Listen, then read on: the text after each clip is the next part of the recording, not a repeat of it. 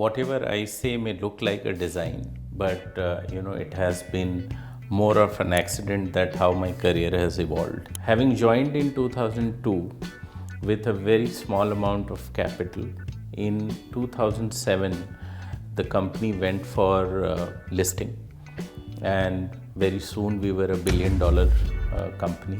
So we can call you the $1 billion real estate I want to change that now. $1 billion? For an entrepreneur, he needs a clear path of his own. It's his life, it is his story. So the first thing that as a leader I would want to do is to not meddle with them. This is completely different. I have spoken to so many entrepreneurs. They always want to talk about their story. It's this company, my company, and now you're kind of reversing that to some extent. Absolutely. If you want to attract entrepreneurs in your company for your vision, it should be their story. It has to be their story, and you have to take a side step. It's they who are leading it. But I think if I have to go back to my 30s and redo one thing again, is to manage the right mix of investing in your own health and also keep working. Welcome to the inaugural first episode of the Hashtag Show, where we deep dive into the minds of industry leaders who are shaping the future. Today, for the first podcast, for the inaugural podcast, I had only one name, Ram Yadav, a friend, a guide, a philosopher, a mentor who has shaped and given direction to my new phase of entrepreneurial journey, which started about 2.5 years back when I stepped out of real estate consulting and real estate broking, and I wanted to venture into something which was more exciting. And that's when I met Ram in his office when he was building Integrow, and I got a lot of inspiration. We had a lot of hours of discussion. It was been nice that Ram has been sharing his ideas, his insights with me, and this is what we will be talking in the first half of the podcast, more about Ram, more about Ram's journey, more about Integrow. Hi Ram, welcome to the show, and thank you for that one, whenever I called you for the first book, for when we launched Wealthy on the 8th of March, one call and you were there. So that's a gratitude for my team and from all of us for always being the first guest, for being the first contributor to the book. So you're the first of whatever we are doing. It's always a pleasure, Sangeet. Great. Ram has over 20 years of experience in real estate, construction, investment management, and banking. Ram has not only witnessed, but also significantly contributed to the evolution of the real estate sector of India. And as I said, we're going to be talking about his journey and his insightful discussions we're going to be having during the next 40-45 minutes. So Ram, very quickly, tell us a little bit about yourself, your early journey. You have also gone through changes. You are with Edelweiss, how you build one of the first, if I can call it, the so-called unicorn real estate company. So wherever 20 years back, 25 years back, that journey, it will be very, very exciting and very, very inspirational and insightful for our audience. Great, Sangeet.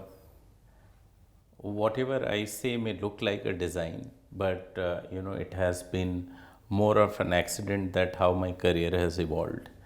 I started my journey with Shapurji Palanji way back in '99 and joined as an executive assistant post my MBA with one of the directors in Shapurji, and I was part of the construction materials group. Wow. Which was a group which innovated new materials and construction technologies. This is 20 years back? This is about 25 years 25 years back, wow. And for 3 years, I worked in the CMG, the construction materials group of Shapurji Palanji, post which the whole frenzy post.com bubble burst. Took me rather than towards technology to real estate. I joined a company at its very, very early stage, almost as one of the first 5 founding members. in 2002. And then the industry was known as builders Yes. and not developers. Having joined in 2002 with a very small amount of capital, in 2007 the company went for listing, and very soon we were a $1 billion company. Our focus was more around re-urbanization versus urbanization. Wow, very, very wonderful. And we thought that rather than focusing on open land parcels, can we really think about the redevelopment as a big opportunity? Within redevelopment, we focused on the premium areas of the southern part of Mumbai. With a very high, over 50% market share, we were one of the biggest brands in the country, despite addressing a very small market. And that And this was the which focus. year? This was between year 2002 to 2007. And we are in 2024 right now. 24. And this is where the focus is, Yes. where all the biggest brands, real estate developer brands, are now focusing on redevelopment. So that was my first two parts of journey. In year 2014, I moved on to join Edelweiss as CEO for real estate practice, where my responsibility was to create a very unique book of lending, which we called proudly active credit book. And the reason that we called it active was that most of the developers at their early nascent stage fail to build an institutional frame of managing risk, of managing finances, of managing sales. And what active risk management did from us is that we, rather than taking that as an impediment to growth, we took that as an enabler of growth, and we built a very strong team which had the ability of launching and selling the products at a very early stage, which worked for us in terms of reducing the risk at a very early stage in the project. Very interesting. We scaled the book to about $1 billion by 2019. So $1 billion has been where whatever you do is $1 billion. So I mean- redevelopment company $1 billion, Edelweiss $1 billion book. I mean, that also. So we can call you the $1 billion real estate person I now. want to change that now.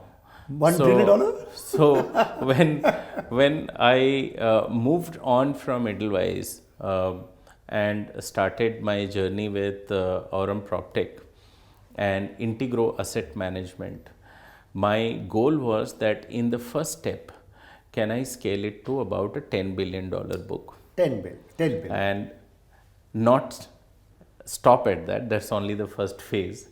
And that's the way we then started setting up an institution, a framework. It's very non-Indian business mindset of, rather than focusing on transactions, we said that the first 3 years we will focus on building an institution which can take the scale.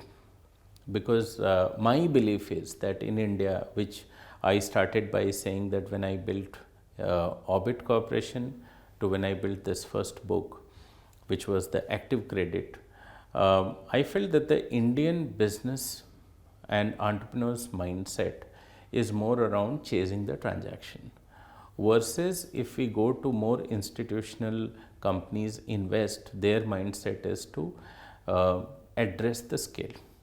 So Integrow's journey in the first 3 years, which is I would call as step 1, has been more about building the institution. We are only one of the companies in India at a very early stage to go for an integrated system management certification for quality of risk management, for quality of information security management, and also for quality of business continuity management. which is the primary requirement in most of the Western companies which build themselves for scale, and that is where we are trying to make a difference. So when you talk about scale, and I am aware and I know that I think it's one word which you've been advocating, and in this last 5, 7, 8 minutes of our conversation, this word has come. So tell us, how do you think and how important are processes? How important is technology, automation? Because if you're going to be, you have come with a mindset that I'm going to scale, I'm going to make this company or the book to $10 billion. That was the mindset from day one. And it obviously takes you 2 years, 3 years to plan that. So how do you plan that period, and how do you know till what period of time I need to keep on investing, whether in human resources or into processes? How do you address that? But that would be very interesting for all of us to know and learn from you. So I think the focus cannot be what is the size that you want to build. The focus starts from the perspective of that what is the size of the problem or the challenge that you are trying to solve. Interesting. India is 1.4 billion people. Correct. We are hardly 23 to 24% urbanized. In next 40 to 45 years, we'll move to about 50% of urbanized spaces. 2 times the... 2 times. Now, the moment you start thinking of that scale, I think as an entrepreneur in India, one has to start thinking of that size. And that mindset is also changing. All the unicorn stories that we are still talking has been only from the perspective of investors. If you look at from the perspective of the social transformation that India needs, we have to solve the challenge of 1.4 billion people. That's a larger and that's an impactful perspective. So with that perspective then comes that at a 10 billion also you may not be the largest player. You may only be significant. So all that we are trying to build is that can we build a global standard of institution in India which really is at the forefront, or at least is one of the companies at the forefront to solve the new urbanization that Indians need. India right now, we have a very young population. We have a growing population of the youth. How do you think that is going to be impacting the real estate housing industry, the innovations, and from an entrepreneur point of view, how do you think that's going to be shaping, and what you as an individual and as a company Integrow is doing right now, and what do you have in plans for promoting entrepreneurship, promoting growth, promoting innovations? So I think there are many questions in one question, Sangeet, but let me try and phrase We'll go one by one. We take one piece at one time. Yes. So I think first that what are our thoughts about the new age entrepreneurs and what are the challenges that the youth may really go and solve.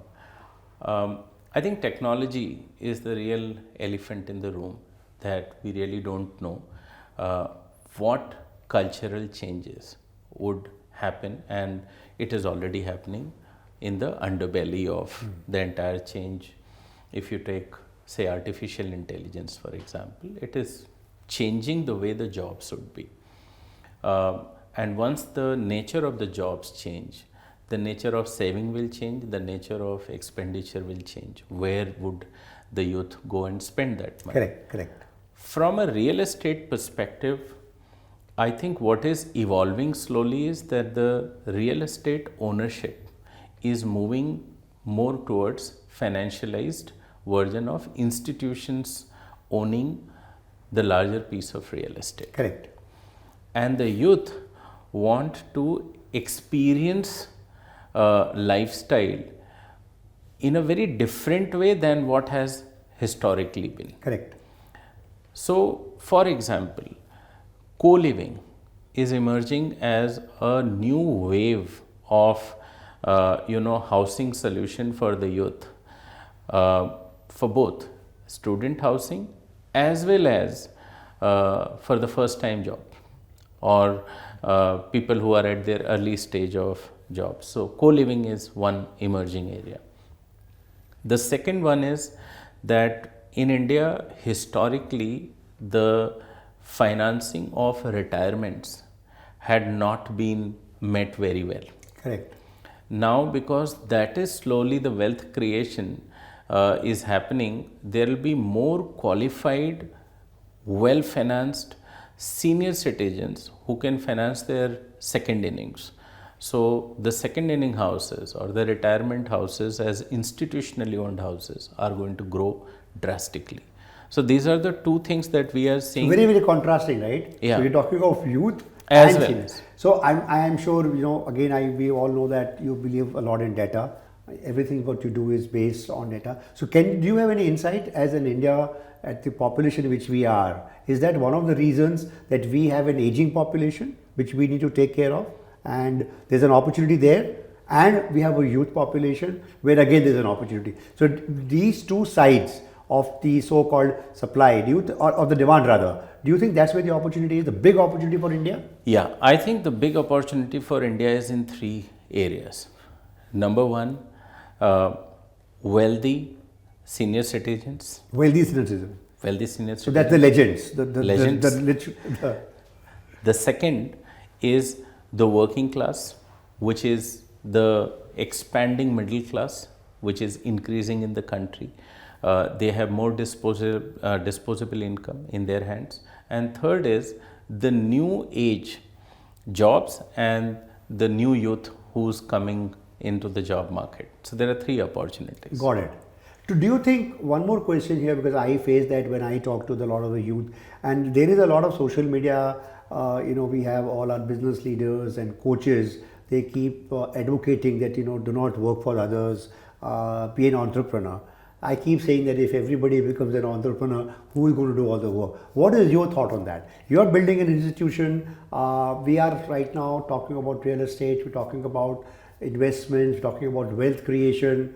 How do you define that? And you being yourself a leader, how will you direct, or how will you, mentor a youth that he or she should be walking the corporate world, work, or should be an entrepreneur? Or how do you kind of design their next 5-10 years? Let's understand that we have a graduate or a postgraduate after an MBA. So 21, 22, 23 MBA, give us a 10-year vision, what he or she should do. So I think, the first notion or the myth that an entrepreneur is someone who's by himself, doesn't report or is not dependent on somebody itself is very wrong. I think an entrepreneur is a person who is trying to solve something meaningful. Correct.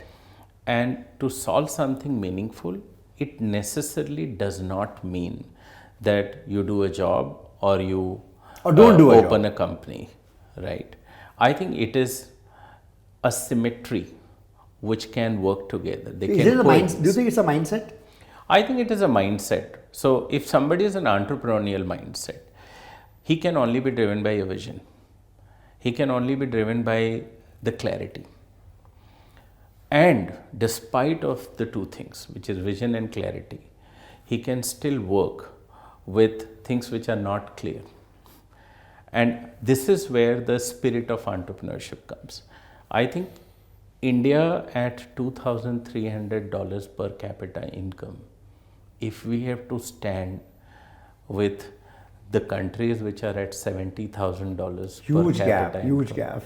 We need billions of entrepreneurs.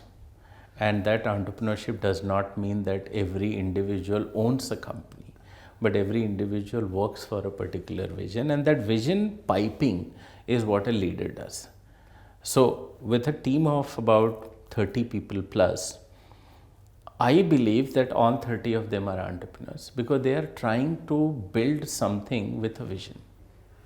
How important is your role as the founder, as the CEO, leading a young 30 professionals who are expert in their specific domains? Could be digital marketing, could be sales. Obviously, a lot of those domains are where you and I are not an expert in.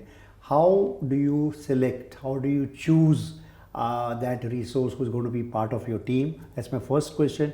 And second is, how do you convey your vision? Because I think that alignment is very important. So how do you do both? How first do you choose? What are your selection key bullet points that, okay, I want he or she to be part of my team? And then how do you convey your vision where he or she is aligned? Because I think that's very important. If they're not aligned, then things don't work out. I think the first thing that starts is that for an entrepreneur, he needs a clear path of his own. It's his life, it is his story. So the first thing that as a leader I would want to do is to not meddle with them. So you give them that space. Give them their space. And, okay. This and is the youth again, we're focusing on the youth right now. It's happening because we believe that's where our both the entrepreneurs are. We have very, very young founders, young CEOs, and it's a youthful workspace right now. There's no denying that fact. And Ram just now said about AI, about various kind of innovation technology. And I think the youth are much more, they relate to that as compared to our seniors like us, where we still struggle. We are still having those so-called technology challenges. Yeah. So let's continue the discussion here. How do you take that now? Where is the, how do you build that? Because by your thought process, conveying that to the youth who are going to be part of and they're also going to be the wings to your growth, right? Your $10 billion or whatever we talk about numbers. As an entrepreneur, you have that. So how do you, first select and how do you convey? And then third question again, how do you manage it also? Because very important, Ram. Yeah. So I think the first question I've answered, that what we need to do for letting the wild spirit of entrepreneurs come and perform the best that they want to do. How we choose is very simple, that if it is our story that they are participating, it's a very bad start to have. Most of the entrepreneurs make the same mistake. If it is their story, wow. If they are building their story and using your platform as a path, then that makes a lot of sense. This is completely different. I have spoken to so many entrepreneurs. They always want to talk about their story. It's this company, my company, and now you're kind of reversing that to some extent. Absolutely. If you want to attract entrepreneurs in your company for your vision, it should be their story. It has to be their story, and you have to take a side step. It's they who are leading it. So then do you give them that space? We do that. And that's why I said one of the most important things that I have learned in this journey is that how to not meddle in somebody else's story. But this is little, isn't it little challenging as a leader, as a CEO, and again with such a vast experience that there is still going to be a gap in the way you want things to be done or the way you have envisioned it, and where the young entrepreneurial mindset profession is working. And I'm sure there would have been one or two occasions where you would have got angry. I'm sure you're not going to have a very peaceful. Can you share at least one or two episodes where things did not go the way you wanted, and how did you react? I think we all need to learn how to kind of respond. Unfortunately, we do a lot of, we react to a situation. Anything you would like to share which could become humorous also and insightful also? So, if you really ask me, one of the failures and how I have coped with it in my early stage of entrepreneurship is, when I started, I just simply went and hired the best of the minds, only to realize that they were not working for their story. They're working in a story that was laid by me. And that's the mistake I think most of us are doing right now. And that created a lot of conflicts. I had to actually rejig the whole team. And if you ask me that, are there conflicts?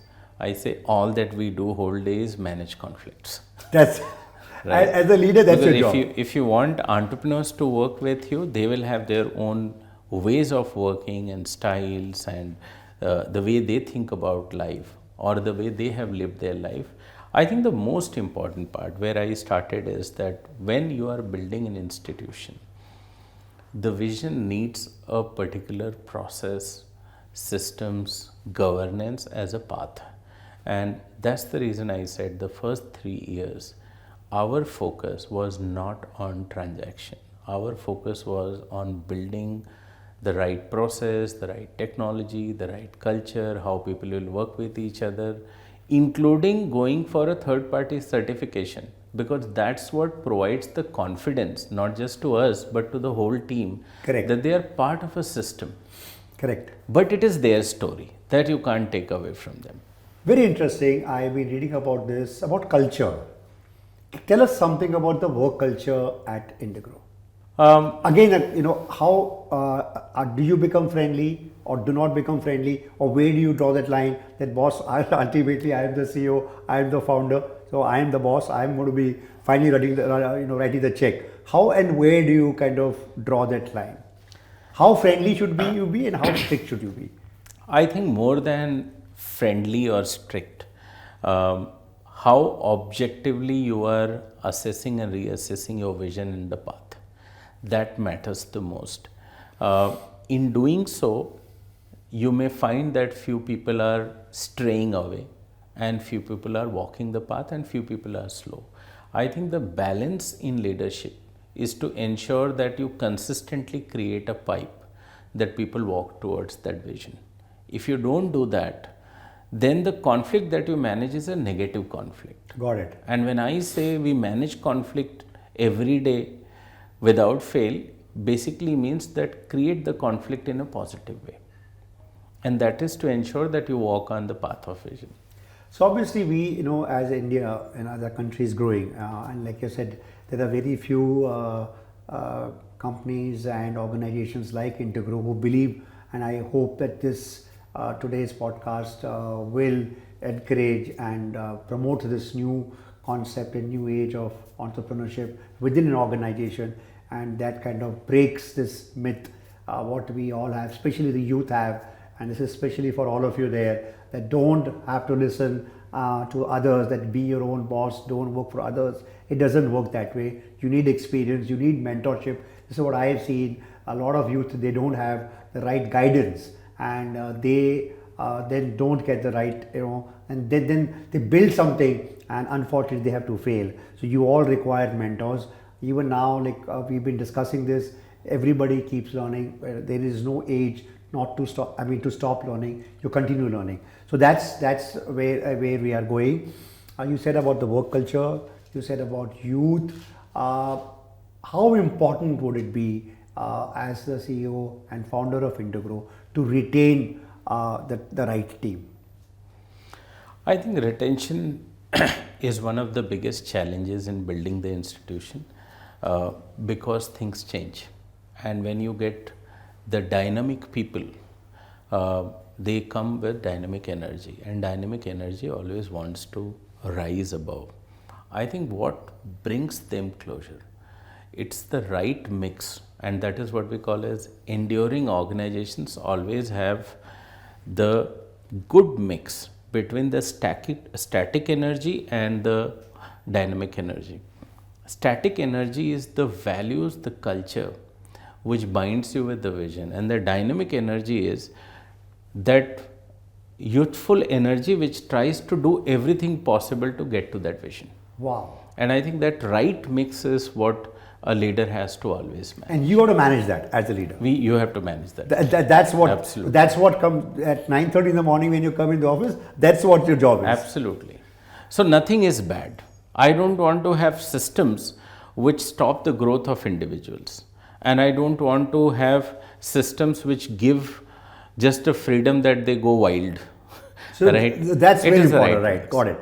So to retain people, I think that right enduring mix is what makes people work for longer, even if the priorities change. The right mix of dynamic and static energy ensures that you are walking the right path. Very, very interesting. We have spoken about innovations here, entrepreneurship, where both Ram and I, we believe that this country where we are heading to, we are right now the 5th largest economy, heading to be the 3rd largest economy. There is absolute growth which this country has for the next 10, 15, 20 years. It's all going to be by promoting innovations, by promoting entrepreneurship, and by promoting growth. Ram, any insightful story of your life, illustrious life you have, and I'm sure you have a very long innings to go. Any kind of an experience where a decision which would had gone wrong or which went right, or either way, anything which is something of interest to you or interesting which you would like to share, something which you have not shared in any of your books. And by the way, this is my first podcast. This is his 41st podcast. So it's a 1 to 40 ratio.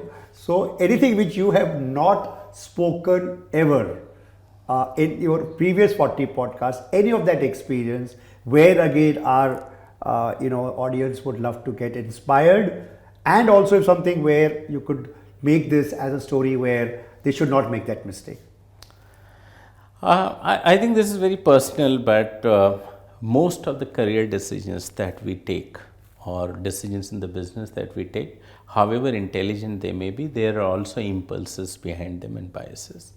But if you really ask me to give a message that really would be very handy and impactful for the generation which is already working hard to become successful, because we live in a society where success is a biggest drug that everybody wants to taste and enjoy. It is measurable also. Unfortunately, and measurable. Whether you own a Mercedes, whether you own this, exactly. That's again, we can talk about it in the next part. So, however, simple or easy it may look, but I think if I have to go back to my 30s and redo one thing again, is to manage the right mix of investing in your own health and also keep working. At times, in quest of success, we leave the health behind. Luckily, you asked me this question. Thankfully, you didn't ask me at the 70s when I would have turned. So I still have time. I do invest a lot of time on health, but possibly not enough. That's the clue I take from your question. And my suggestion to the young generation is that they have to have a right mix of investing in their health, and then they can actually do a lot better for the society. So I remember last time we met, you were saying that you started taking time, giving time. I don't know whether you go to the gym or not, but how important is it now? So again, it's a lot of time we say that, especially on the camera, you do this. And most of the time, or sometimes we don't do it ourselves. So how much time are you giving to your own self, to your personal health, whether it's yoga, whether it's exercise, whether it's reading a book or whatever it is, meditation? How do you do that? What is that 1 hour or 45 minutes in a day in Ram Yadav's life? So I give at least 2 to 3 hours personal to myself, and 2 hours, 3 hours me time, because I get up after early managing in the so many things, after managing Integrow, Aurum PropTech, after all your meetings, every Wednesday you got to be. I think it's set, right? You have to be with Ashish Deora, so that cannot change. Have you missed any Wednesday of that meeting?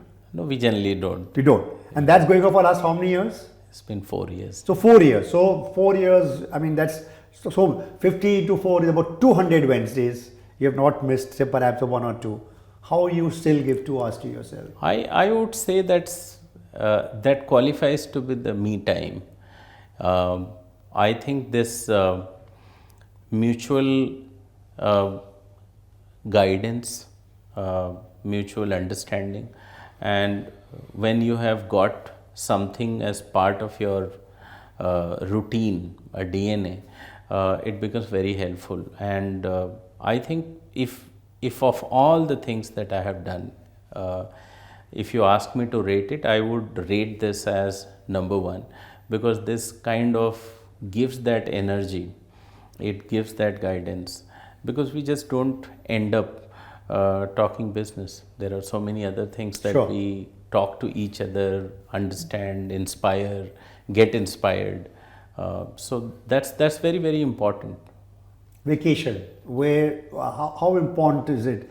Do you believe in short vacations, just like a weekend, or you believe in a longer vacation? And what would be your last vacation? and where is your next vacation going to be? So I don't know my next, because we generally decide for the vacations just about 6 days, 7 days when So we have to when you go. say family or That's or the family. work decides? That's the family, mostly the family. Last I had been to some good locations in Sri Lanka, and I like the short vacations. I think 7 days and beyond I generally get bored. And I don't know whether you mentally ever take vacation, Correct. because you still are in work. You are. So, but yeah, I like the short vacations. Ram, technology has been a game changer. We all know that. The real estate, especially Indian real estate, we have been a little bit late in adopting it, right from the developers' perspective, the brokers and the channel partners' perspective. Though the consumers are quite tech savvy, and if you see that they are, especially after the COVID, we have a lot of now opportunities in that space, and we have the generation which is digitally savvy, and they use technology in their searches and in the various other parts of real estate. So where do you think that is changing? And again, your personal perspective as an entrepreneur, from Aurum PropTech perspective, from Integrow, the role and the importance of technology, and how are you using technology in our own business in Integrow and Aurum PropTech? So I think technology will play a massive role in terms of making decisions. In decision making? In decision making. I think that's the core. If you take that, one, that as a consumer, when you are buying the house, where does it help you for decision making? It helps you in terms of pricing, it helps you in terms of getting the right design, and it helps you in terms of getting the right location or right project. And that's what a consumer wants. That's what the buyer wants. That's exactly what the consumer wants. If you try and just because there is a lot of noise about technology, you start building so many things that it becomes a complexity for the end user or the consumer, then you are not on the right path. That's very, very important. And that is why you can go to the history and take an inspiration from Google and Yahoo's differentiation in success. Correct. Right. So that's the first thing from technology perspective. At Aurum PropTech, we want to very simply focus on what will a consumer want to take his decision. This is for home buying? So first is for home buying. Second is for searching for living, which is rentals. Right. Third is for ensuring that you have the right pricing. Fourth is to ensure that the same real estate, when you finance it or when you seek the finance, the capital, where the technology can play a role. This is all from a consumer point of view. All from the consumer point. Even when he's buying a house, he needs financing, he needs capital. And so when he wants to you're rent, using technology. Whether he wants to rent for himself or he wants to lease his own house. Got it. So our philosophy is very simply ingrained from a consumer perspective at the layer one. Then the layer two comes is the suppliers. So these suppliers are either developers or they are the ecosystem partners like channels. How can we make them to help their consumer better? Very interesting part now. Because until you don't focus on the consumer, you focus on everything else, it will not be helpful. So you're helping the developer, Right. with whom you have a relationship, Right. is to ensure that they are also embracing technology for their For life their consumption. cycle, for their consumption. Their consumption. That is their real estate, whatever they are building or Right. constructing. So you are playing a role. So this, if I can call it, it's B2B, B2C now. Absolutely. So your developer, who are your supply, who you're taking care of their demand, which is their consumer, and how do you do that? So, But it all starts from the consumer. it starts from the consumer. It starts from It's the a very old saying: "Consumer is the king."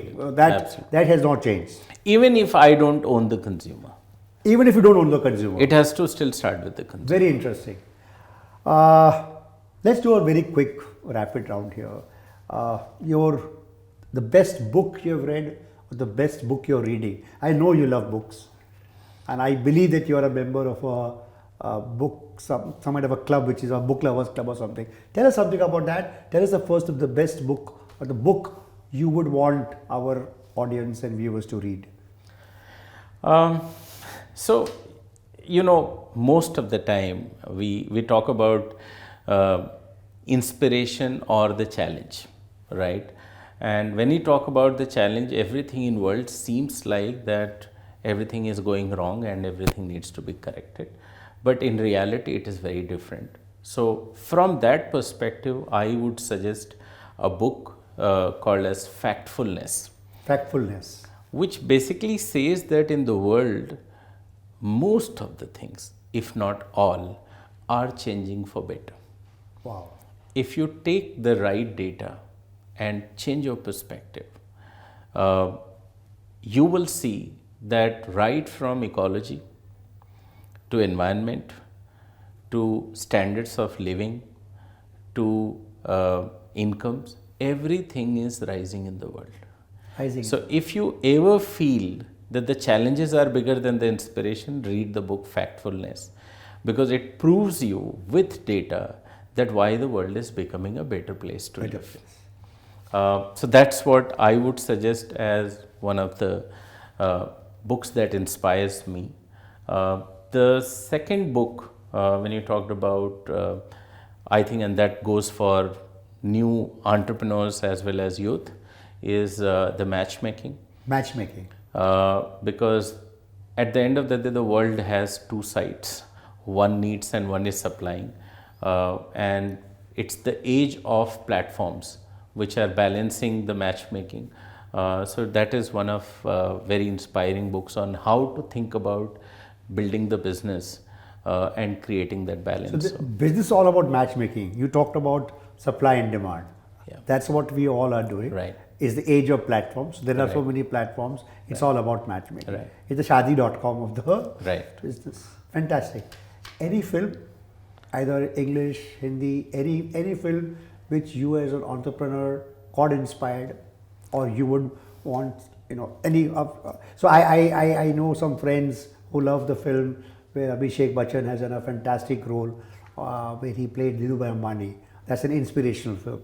Any film which is close to your heart, either Bollywood or Hollywood or any other English or whatever. So strangely and funnily, I watch a lot of South Indian dubbed movies because But there's a lot of action I there. really don't have to put my brains to it. But I love them. Good storylines, good comedy, good action. But when you talk about inspiration, I have one movie that would never get out of my mind is The Legends of Baggerwans by Will Smith. The movie is all about how, as a human being, you go through the whole cycle of not knowing something to knowing something to ego, the pride, and then coming back. It's a movie which is based on Bhagavad Gita, the 18 chapters, where they have taken the 18 holes golf match to equate it with the chapters of Bhagavad Gita. So that's one of the best movies, and that inspires me always. Investments.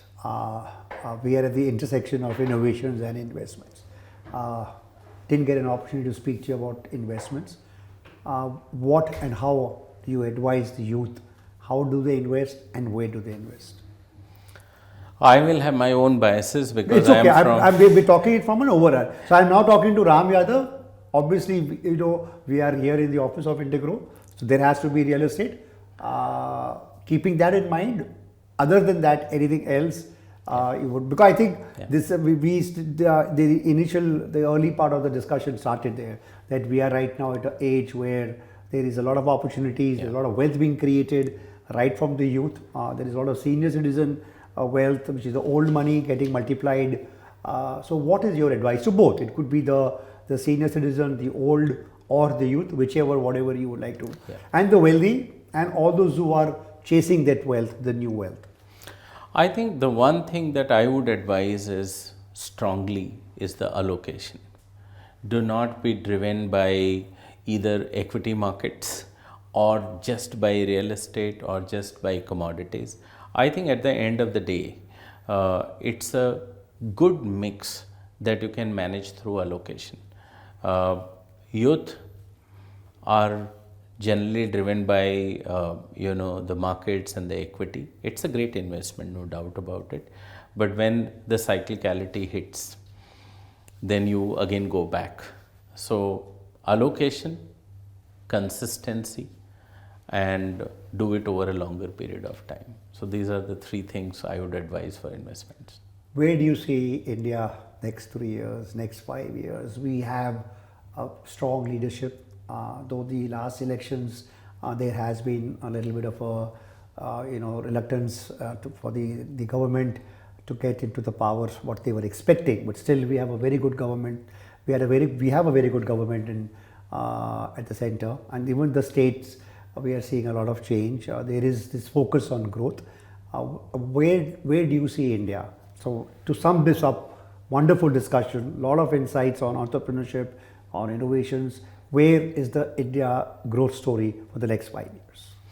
I think we are poised for a great run of growth.